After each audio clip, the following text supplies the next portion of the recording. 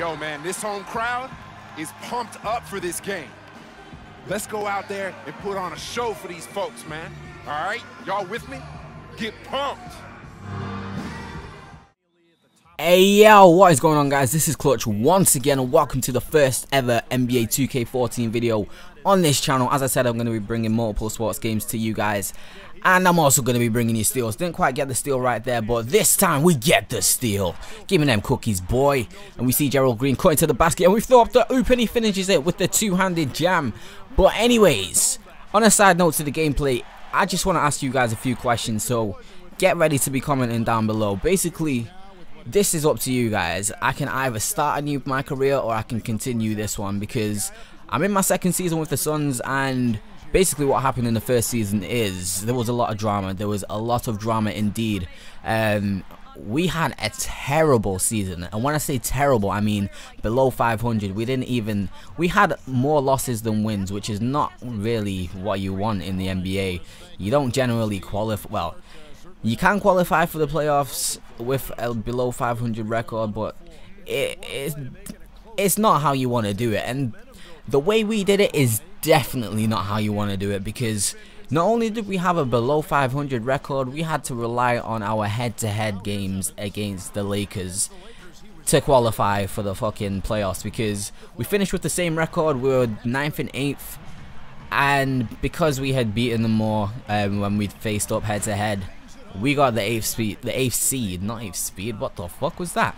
We got the 8th seed. But yeah, when it came to the actual playoffs, we surprised every motherfucking team, because the team that was struggling against everyone in the season, when it came to the postseason and the playoffs, we swept every single team. And when I say every team, I mean we swept the Heat, we swept Golden State. I think we swept Golden State. I'm not too sure. We definitely swept the Heat, and we also swept the Clippers that we're playing right now. And on a side note, CP3 was on form this game. He was driving me crazy. Like, he was draining floaters, three-pointers, left, right, and center, contested shots. He was just a monster. But yeah, as I was saying, you the viewers decide.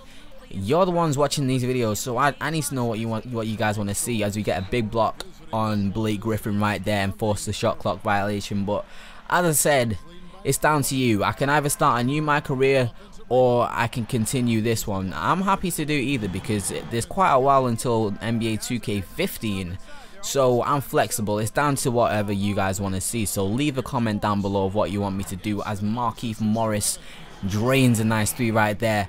Also, talking about Morris, his twin, Markieff Morris, is injured. I think he'd probably be back in the next game, but he's been injured for the last 6 weeks. And we've also had another massive injury in Eric Bledsoe, who usually plays the shooting guard, the 2, and he's out for the whole friggin' season. So that is a major loss for us. I was pretty disappointed with that, because Bledsoe's my partner in crime.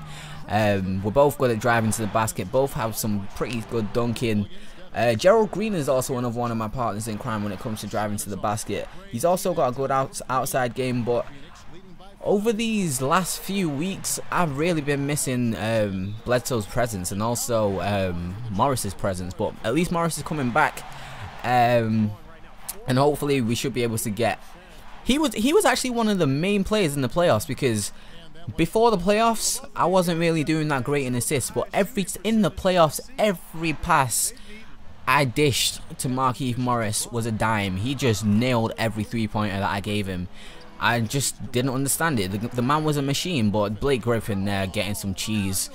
Dragic almost got the steal, but it fell back to him. And anything Blake Griffin can do, I can do better, as I come with a two-handed jam, knock him over in the process, and shove my nuts in DeAndre Jordan's face as well. But Fry is another one that drains some threes sometimes. He's becoming a lot more consistent in this season. First season he was pretty damn awful, but yeah, as I was saying, I can't wait for Morris to come back. And also, unfortunately, Bledsoe's not going to come back until next season, so I might not even be at the Suns next season, so who knows.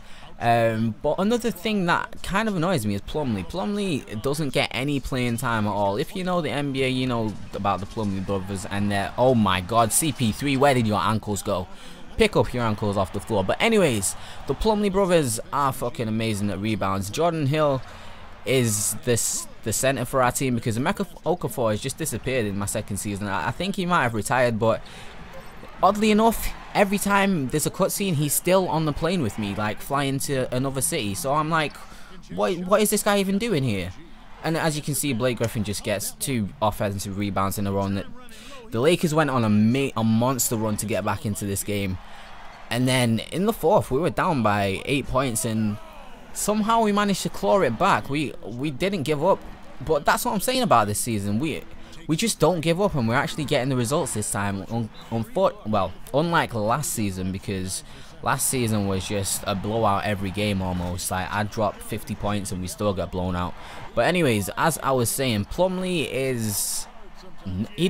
doesn't get any playing time, and since Bledsoe and Morris have been injured, he's been given 4 minutes, and those 4 minutes are never when I'm playing. In the playoffs, Plumlee played about, I think he played in the first 2 series, and he finished with 24 points plus every time and 10 rebounds. A great double-double every game. He's such a good offensive outlet for me, and he's good on the boards, and I prefer him in the team over than Hill, but for some reason the coach just doesn't want to play him, which is kind of frustrating, but I guess I've just got to deal with what I've got at hand. But CP3 misses a major free throw right there, and this was the turning point of the game, because that would have made it basically a 3-point game if he had made the first one and the second one. But he missed one and nailed the second, and then it came.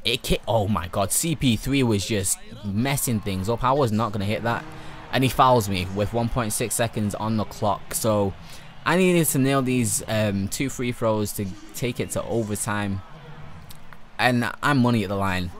I shoot about 95% at the line, so which it's not that hard to do on NBA 2 on a game like 2K. But this year, last year I had a certain release, but they don't have it on this year's, and I'm still kind of struggling with this one. It's kind of inconsistent, but Chris Paul almost drained that 3 right there to break my heart, but we managed to take it into overtime. And credit to my team, no matter what they came with, we came back with something of our own, because we just didn't give up. We had good team play, and Hill managed just to find me down low in the post, and I got a lucky roll to get the bucket to go.